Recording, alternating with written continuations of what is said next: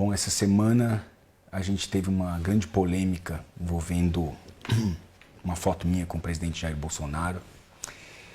E eu recebi muitas críticas de pessoas que eu admiro, respeito, gosto. Eu recebi uma avalanche, um massacre feito pelos jornais que tinham como objetivo principal me desmerecer para assim atacar o presidente Bolsonaro. E, bom, eu fiz algumas anotações aqui porque esse assunto, eu não quero esquecer nada do que eu gostaria de falar. Foi uma semana difícil para mim, foi uma semana que mexeu muito comigo, porque não é fácil ser atacado dessa maneira, especialmente com muitas, não só demérito e até humilhação, mas mentiras, muitas mentiras, né? Como é fácil mentir, né? Como é fácil, as pessoas mentem com muita facilidade. E o jornalismo brasileiro, na sua grande maioria, a gente tem assistido isso, eles não têm vergonha nenhuma de mentir, nenhuma. Eles erram dados, eles não se preocupam em realmente apurar as questões, eles simplesmente soltam um jornal com ódio, com raiva, atacando as pessoas, diminuindo as pessoas. E é incrível que né, essa é a liberdade, né? Liberdade, cada um pode escrever o que quiser, desmerecendo, humilhando as pessoas, quando nós estamos num mundo onde todo mundo, no politicamente correto, toma tantos cuidados em falar com as outras pessoas, você não pode falar, né, não pode classificar, rotular as pessoas, e depois, quando é a seu favor, quando você é para você ou defender algo que você acredita, você pode sim humilhar, destruir a reputação de uma pessoa com um estalar de dedos. Na verdade, eu estou aqui para dar uma explicação para os meus seguidores, que apesar de me defenderem, né, as minhas redes sociais, elas cresceram, as minhas redes sociais tiveram muita movimentação, eu tive muito apoio dos meus seguidores. Não é a primeira vez que um vento forte vem balançar essa velha árvore de 50 anos, essa aroeira que está aqui. Mas claro que todo vendaval ele deixa prejuízos, as folhas caem, os belos frutos caem muitas vezes. O importante é que a raiz ela fica profunda, firme no solo. E eu fui constituído dessa maneira. Eu fui moldado dessa maneira. Eu vou começar com essa história contando um pouco de como eu cheguei no governo, né? Porque eu sempre fui apolítico, né? Eu nunca me envolvi com política. Um erro meu, na verdade, porque eu acho que todo cidadão tem que se envolver com a política, porque é assim que ele vai fazer, ele vai definir os seus interesses, os interesses da sociedade que ele representa. E eu confesso que fiquei um pouco à distância disso, especialmente porque eu fiz um erro em escolhas políticas. Anos atrás, eu confesso mais de uma vez que eu votei no antigo presidente nosso. Já que estamos falando nomes de todos aqui, vou falar o nome do Bolsonaro, vou falar, eu votei no Lula. Confesso, eu votei no Lula. Ele era encantador. E era mágico. Ele prometia trazer algo diferente para o nosso país. Não que o que estava antes era ruim ou bom, era apenas uma situação diferente. Eu sou filho de imigrantes e posso dizer para vocês, eu sei que muita gente tem muitas histórias para contar, e histórias para contar dos dois lados, da época do governo militar, mas eu sou filho de imigrantes que vêm para o Brasil encontrar uma vida melhor aqui. Meu pai é alemão, né? Os dois estão falecidos, e minha mãe era italiana. Eles conheceram um navio vindo para o Brasil. O país do futuro, dizia meu pai. Eu escutei a minha vida inteira meu pai dizer para mim que o Brasil era o país do futuro. E esse futuro não chegava, né? Nunca chegou realmente, de fato. O fato é que quando abriu-se a democracia, saiu-se do regime militar e nós tivemos a oportunidade de votar no nosso presidente, eu votei 2 vezes no Lula. A primeira vez ele não ganhou, e a segunda vez ele ganhou. E assim, eu me decepcionei muito com a política, porque eu percebi, e quem não percebeu, simplesmente não viveu, ou não estava de olhos fechados, ou estava conivente com essa situação, o país foi depredado. Depredado. Eu não sei como a gente está ainda em pé, mas não importa. O fato é que a sociedade elegeu um novo presidente, eu nunca fui politizado, e eu procurei esse ano, como já tinha procurado no governo anterior a Embratur, né?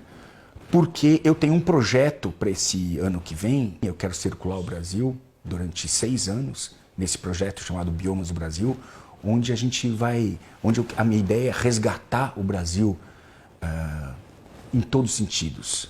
Não só na conservação, todos os projetos de conservação que estão acontecendo no Brasil nesse momento, entender o Brasil, os seus parques nacionais, suas unidades de conservação, os seus povos indígenas, trazer essa questão também da cultura, porque eu acho que o homem, quando a gente fala em conservação, a gente tem que considerar o ser humano.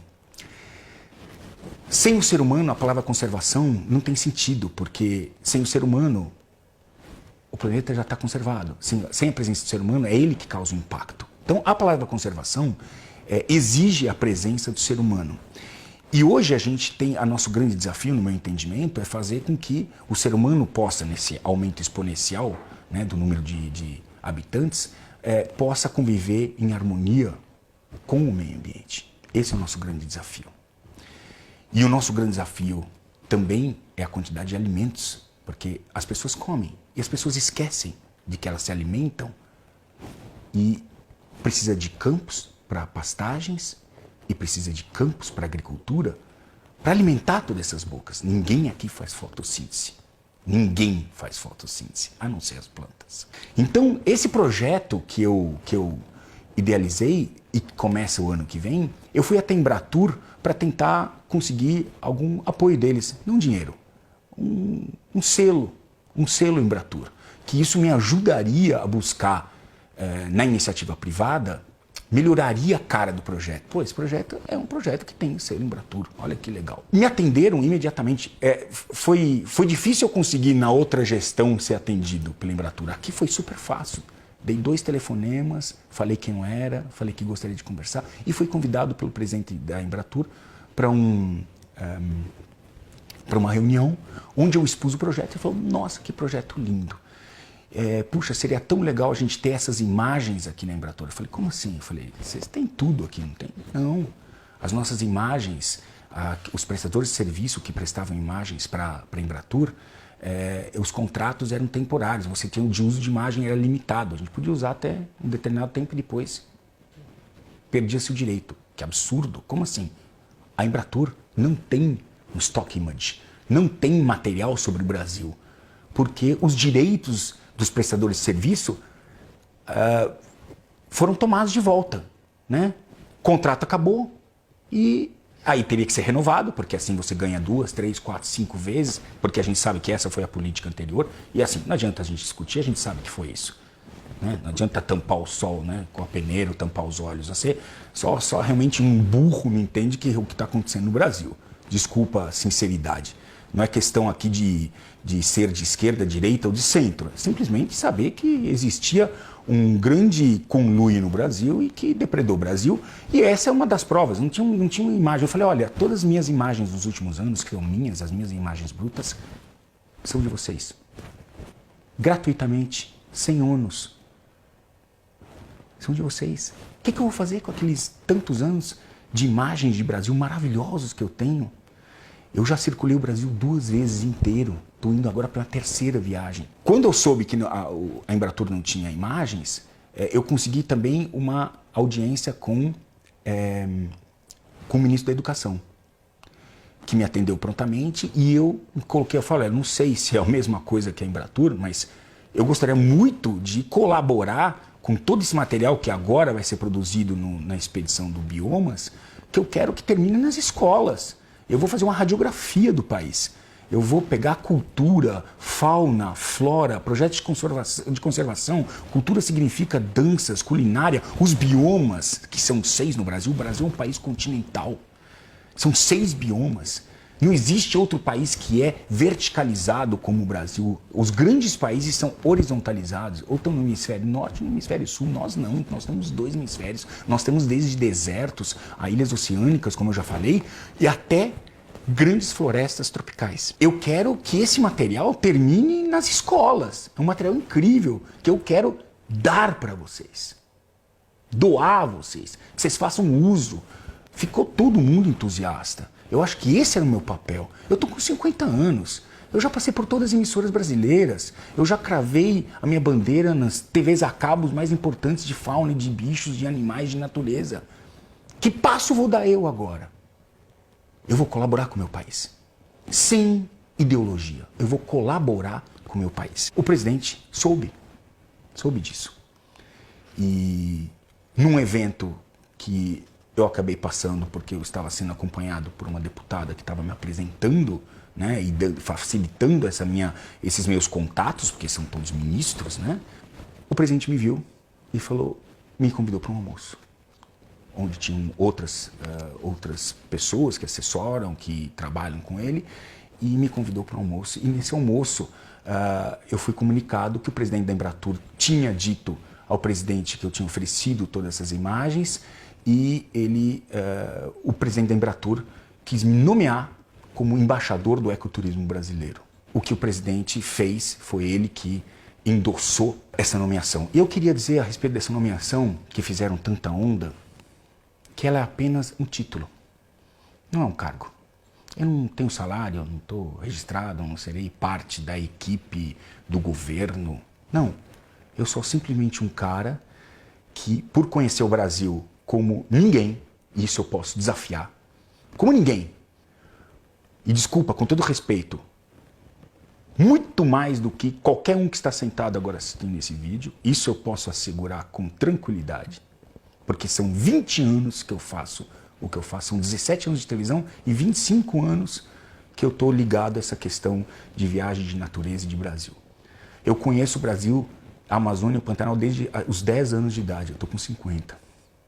Tá? Então, assim, ninguém conhece o Brasil como eu conheço. Ninguém andou o Brasil inteiro. Você pode conhecer mais uma região ou outra, mas o Brasil inteiro, como eu conheço, ninguém conhece. Então, assim, eu tinha competência para receber esse título, que, na verdade, é um título igual. Olha, esse mesmo título vai ser convidado, nem sei se já foi aceito, Chitãozinho Chororó, o Medina, o Guga do tênis. Não é um cargo. É pegar representantes do Brasil que têm expressão conhecida lá fora, porque meus programas estão sendo veiculados lá fora, as pessoas fora do Brasil me conhecem, para representar e falar em nome do nosso país no ecoturismo, que é o que eu conheço. Não só porque eu viajo o Brasil, mas porque hoje eu opero o ecoturismo. Hoje eu levo turistas para a Amazônia e para o Pantanal. O presidente Bolsonaro é o presidente do nosso país, pelo menos pelos próximos 4 anos. No mínimo pelos próximos 4 anos. E sim, ele e a equipe dele, eles são um governo. E são eles que estão fazendo as coisas pelo país. Você pode discordar ou concordar, pode gostar dele ou não, isso é problema seu, meu, enfim, não importa. Ah, eu gosto dele, que bom. Ah, eu não gosto dele. Ok, não está em questão isso. Está em questão que ele e a equipe dele que estão direcionando e capitaneando o nosso país mínimo pelos próximos 4 anos. Qual é a minha postura? Ficar sentado? Olhando e esperando, ou ir bater na porta, aceitar desafios e falar, eu posso ajudar o meu país. Que é isso que eu posso fazer. E neste campo, especificamente, eu posso. Eu posso ajudar muito o meu país. Eu falo perfeitamente 4 línguas. Eu sou um comunicador. Eu tenho imagens do nosso país, eu conheço o nosso país. E eu acho que o turismo, sim, é uma ferramenta para a conservação. Por que esperar se eu posso agir agora? Foi assim que eu aceitei esse desafio. Eu sabia que ia levar pedradas. Não sabia que as pessoas iam ser, né, os jornais tão baixos comigo. Baixos e mentirosos. Agora nós vamos explorar também esse aspecto. Mas eu quis, em primeiro lugar, explicar o porquê eu aceitei e o que é esse título. Eu tive a infelicidade de estar ir justamente numa semana onde estava correndo toda essa polêmica do INPE, desses dados do INPE, que eu não estou aqui para discutir. eu escutei os argumentos do governo, do Ricardo Salles, ministro do Meio Ambiente, fazem sentido, mas eu não estou aqui para discutir, né? Porque o INPE divulgou dados e da forma que ele divulgou, realmente foi péssimo. Foi péssimo para o Brasil. Foi péssimo para o Brasil. Não só internamente, mas também externamente. Foi péssimo.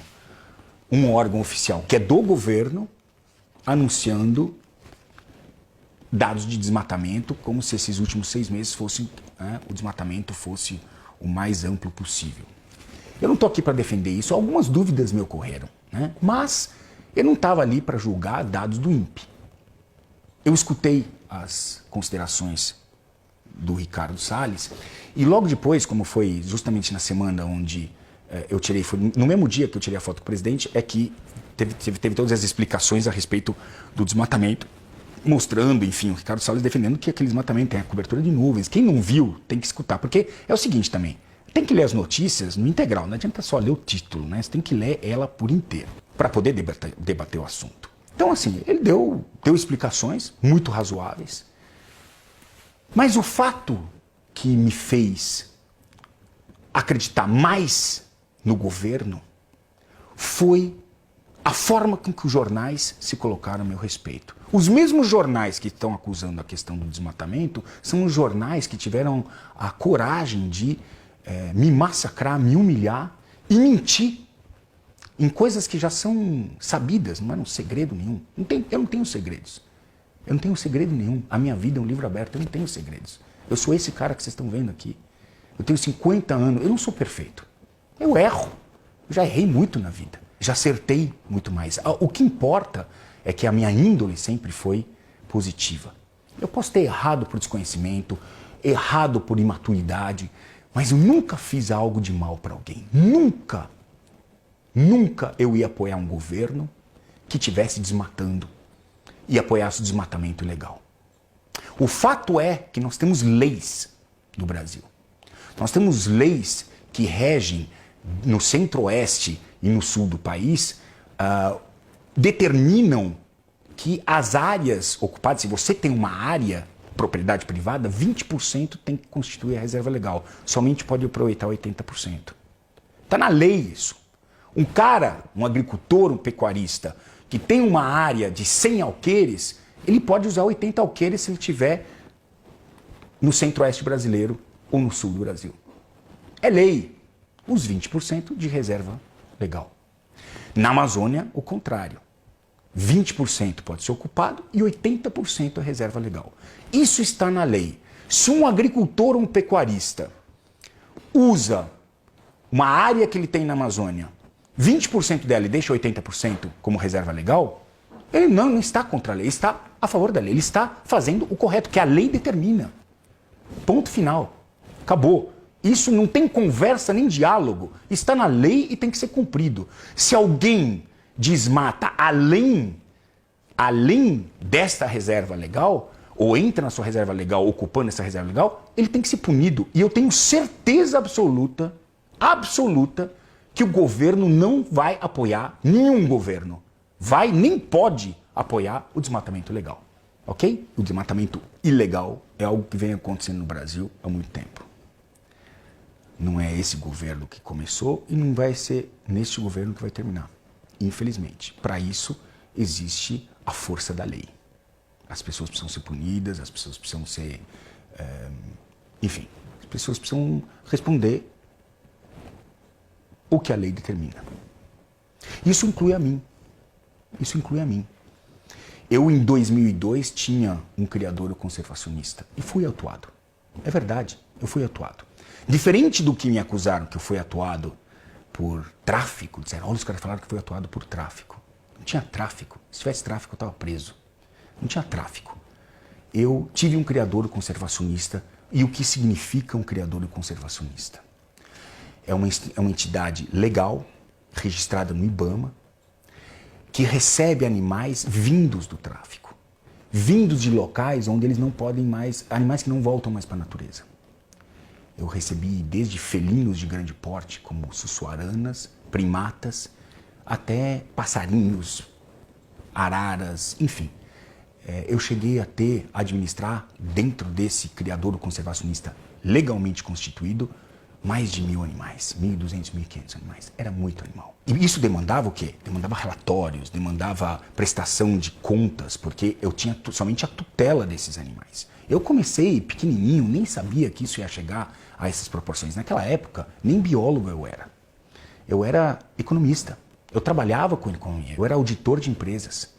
Pagava minhas contas com essa forma. E o dinheiro, o criador conservacionista não tem renda nenhuma.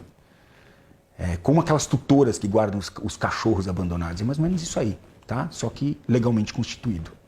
E por isso a Polícia Ambiental e o próprio IBAMA levavam animais para essa entidade. E eu não estava lá todo dia. Eu tinha que pagar as contas, eu tinha que trabalhar. E eu tinha funcionários lá, que tinham que fazer os relatórios. E os animais, eram muitos os que chegavam. Tinha animal que chegava, animal que morria, de animais que estavam detonados, porque o tráfico detona os animais. E o que foi apurado, em um certo momento, que a gente estava fazendo uma conciliação, porque a gente ia se tornar do criador conservacionista para zoológico, porque ele estava se tornando muito grande, fiz muitas reformas para transformar isso em zoológico o criador conservacionista e atender as normas legais para zoológico, né? Nós estávamos com ainda outra administração, na época, que era, acho que era do PSDB, era Fernando Henrique. Foi nesse momento que houve a troca e entrou o PT. Eu sou apartidário, tá? Mas eu tenho que pontuar isso para ficar claro que desde que entrou essa nova gestão do PT, houve uma orientação no Brasil que os órgãos públicos fechassem todos os criadouros. Não era algo que você via num papel escrito uma ordem explícita, mas era uma orientação. Tanto que em 2002, de 2002 a 2005, foram fechados centenas de criadores conservacionistas. O criador conservacionista é uma ferramenta importantíssima, porque ele é um local que recebe esses animais. Hoje, a Polícia Ambiental, e você deve saber, perto da sua casa tem feirinha, se vendem animais, é fácil, aqui em São Paulo tem, você sabe exatamente onde estão as feirinhas. Vai em Guarulhos e você vai ver que tem feirinha, estão vendendo animais por aí. E não é só, tem um monte de animais sendo vendido pelo Brasil inteiro, e a Polícia Ambiental hoje, mãos atadas, porque se eles pegam esses animais e resgatam esses animais do tráfico, aonde eles vão depositar? Aonde vão depositar esses animais? Os criadores conservacionistas foi a caça às bruxas. Quiseram fechar os criadores conservacionistas e os comerciais. Nós ficamos 15 anos sem criadores comerciais, que agora começaram novamente a pipocar. O criador comercial é uma ferramenta importantíssima. Você pode ser contra, a favor, não importa. É uma ferramenta importantíssima. Próprios sites, e se você é da área, você sabe o que eu estou falando, recomenda os criadores comerciais como ferramentas para combater o tráfico de animais silvestres. Tráfico é legal? Não, porque todo tráfico é ilegal. Então, eles foram fechados. Somente ficaram os zoológicos, que, diga-se de passagem, né, muitos zoológicos públicos, eles não têm dinheiro. Os animais estão pior nos zoológicos públicos do que não estão nos privados. Esse é um fato. Por quê? Porque o zoológico privado tem recurso.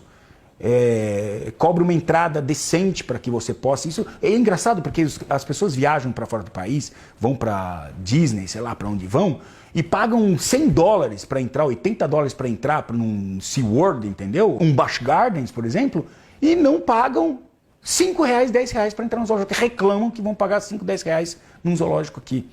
Como é que vocês mantêm um zoológico desse jeito? Enfim.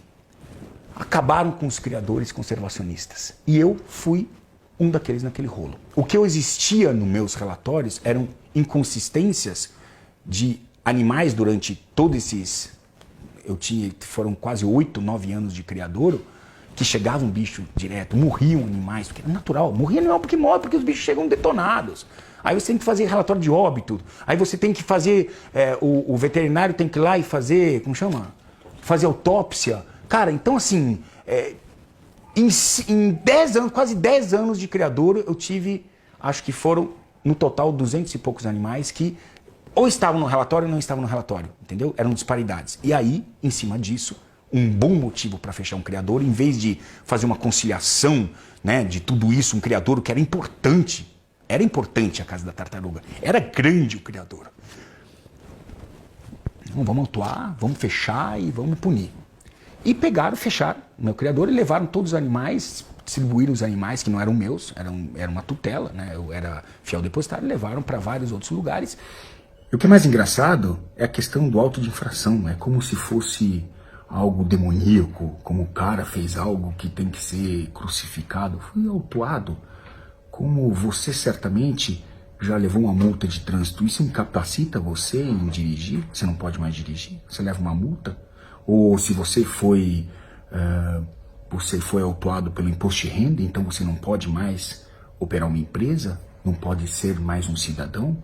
Então assim, foi um auto de infração, cara. Foi simplesmente um auto de infração. Burocrático, diga-se de passagem, de diferenças de relatórios. E sim, foi autuado. Isso não tira a minha capacidade de entender, de compreender e o meu conhecimento. Foi simplesmente um auto de infração. Então assim, mentira número 1 que colocaram, a inverdade a respeito da razão pelo qual foi autuado. Eu era um cara que trabalhava a favor da legalidade dos animais e não da ilegalidade. E a segunda coisa foi a questão do boto. Eu estou até hoje, eu faço parte da AMPA, que é uma instituição que está ligada ao INPA, de pesquisadores, que fazem todos os projetos de conservação, os estudos dos mamíferos aquáticos da Amazônia. Dentre eles, o boto vermelho ou boto rosa, como você conhece. O boto vermelho estava sendo massacrado durante 10 anos. Fizemos em 2015 um grupo que tinha como objetivo grupos de entidades ligadas que estudavam o boto, entre eles o Projeto Boto, o próprio INPA, AMPA, enfim. E chegamos à conclusão de que se a gente não tivesse imagens da morte de um boto, a gente nunca ia poder mostrar para as pessoas o que realmente estava acontecendo, porque é tudo feito no meio da floresta. Tudo desaparece no meio da floresta. Durante 3 anos a gente tentou se aproximar de uma comunidade. Essa história toda eu conto, tá, num vídeo que tá o link, vai estar aqui nesse vídeo, tem esse link, você pode acessar para entender essa história toda, mas porque aí houve um filme e tudo, enfim, aí vai entender melhor. Mas o fato é o seguinte, só para resumir, eu vou direto ao final, porque me acusaram de matar o boto e de ceder essas imagens ao Fantástico. Eu, junto com o meu câmera, o Negão, que está comigo há 17 anos, eu meti ele nessa roubada. Eu falei, cara, a gente conseguiu contato com uma comunidade que mata o boto. Mata o boto. Eu já sabia. Quem vê o filme e as imagens, quem vê as imagens sabe que não era a primeira vez que essa comunidade matava um boto. A forma que eles limparam o boto, fizeram alça para poder carregar, né? Porque um boto, como é que você pega um boto para carregar, tirar ele dentro de uma canoa? Fizeram alça dentro nas nadadeiras peitorais para poder carregar o boto. É gente que já sabia o que estava fazendo, limparam o boto em 3 minutos. Quando eu saí dali, voltei aquelas imagens, a gente não tinha ideia de onde que elas iam. Essas imagens eram da AMPA. A gente só queria que isso fizesse parte da campanha para mostrar, olha, é isso que acontece. E por que eu fui? Porque eu era uma pessoa de confiança. Porque as comunidades ribeirinhas confiavam em mim. E eu fui dizer para eles, olha, vocês precisam nos ajudar nisso. Precisam mostrar o que está acontecendo. A gente sabe o que está acontecendo. A gente sabe porque a gente tem pesquisadores que estão aqui e estão vendo o que está acontecendo aqui. Né? Então, assim, vai sobrar um dia para vocês, porque os intermediários vão dizer que vocês estão fazendo a pesca da piracatinga. Eles matavam o boto para pescar a piracatinga, um peixe que nem era consumido no Brasil, era na Colômbia. Olha que absurdo. Eu sou sempre favorável às comunidades, mas não à custa do sangue do boto. Isso não. Eu acho que a comunidade tem que ter, porque eu conheço a Amazônia. Eu conheço as dificuldades da Amazônia. Eu sou favorável a eles. Eles têm o mesmo direito de ter um celular, botar um filho numa escola, que nós temos aqui. Mas nós estamos aqui julgando o que está acontecendo lá, sem conhecer a realidade amazônica. As nossas imagens foram fantásticas e em um único dia, numa sexta-feira, antes que o programa fosse veiculado no domingo, o ministro da Pesca e do Meio Ambiente assinaram a moratória que hoje protege os botos, a moratória da pesca da piracatinga, proibindo a piracatinga no Brasil, a pesca dela e o comércio dela. Isso foi um grande avanço. E eu me orgulho disso que eu fiz. E aí vem um desgraçado que manipula as coisas, vai até a comunidade e a comunidade fala, não, se protege. Eu entendo eles. Não, ele veio aqui e pediu para matar o boto. Nas palavras dele, ele pediu, sim, eu queria ver a situação que eles praticavam. Ele pagou a gente. Eu voltei para aquela comunidade. Inclusive, nesse filme, eles mostram eu mostrando, porque o cara veio aqui e falou, você fez isso. Eu falei, vamos lá então. para ele falar na minha cara. E eu voltei para a comunidade, que eu amo, adoro essa comunidade, acho que eles são heróis, ok? Quero deixar claro. Só que assim, gente simples. E que virou, para mim, eu falei, quanto que eu paguei? R$100. R$100 eu paguei pela morte do boto. É isso que custa a vida de um boto na Amazônia? R$100? R$100 eu paguei para o barqueiro me levar até onde a situação ia acontecer. Eu explico melhor tudo isso dentro desse vídeo, ok? Que está aqui, você vai entender toda essa polêmica, toda essa história do boto, mas assim, de novo a história do matador de boto. Sendo que a própria revista Veja fez uma entrevista com o diretor falou que nunca ele acusou o Richard de matar o boto. Mais do que isso, os 4 institutos, os quais um deles eu estou vinculado até hoje, saíram em defesa com uma nota que vocês vão ver dentro dessa minha explicação, dizendo que eu fui um herói. E eu me orgulho disso pra cacete. Porque a situação que eu passei ali, ninguém, a não ser eu, o Negão, vamos saber o que nós passamos. Ninguém. Ok? Isso mudou a lei no país, eu tenho orgulho de ter colaborado com isso. Então, eu vou terminar essa história, né? Espero que vocês assistam o negócio do boto, que é muito interessante, né? Para vocês entenderem como tudo pode ser manipulado, né? Agradecendo esses jornais que soltar essas mentiras todas, porque isso me deu mais segurança de poder trabalhar a favor do meu país ao lado desse governo que hoje está empossado legalmente. Me deram mais força porque vocês me destruindo e mentindo me fizeram pensar que tudo que vocês falam do atual governo talvez sejam mentiras também, cara. Calúnias. Desmerecendo um governo que está tentando fazer as coisas. Eu não estou aqui para defender e passar pano para ninguém, ok? Porque eu não tenho cargo político. Eu não tenho cargo político. Eu não estou aqui como político. Eu estou aqui como um cara que é um ser humano, que vive nesse planeta, que erra como todos vocês, que conhece a Amazônia mais do que qualquer um que está sentado desse outro lado, com todo respeito. Se você é seguidor, se você gosta de mim ou não gosta, não importa, eu truco você. Eu conheço a Amazônia muito mais do que você. Dos problemas da Amazônia, muito mais que você. Eu não sou perfeito. Eu tenho meus erros, mas eu não sou mentiroso, eu não sou canalha, eu não sou hipócrita. E é isso que as pessoas que hoje olham e apontam o dedo são hipócritas, canalhas. E se fundamentam, não tem vergonha de mentir. Então eu espero que com isso esteja a minha explicação. Estou sendo feito franco, aberto, eu não tenho medo, eu vou continuar essa guerra. Eu estarei em pé aqui ainda, porque essa árvore aqui, isso aqui é a aroeira, meu companheiro.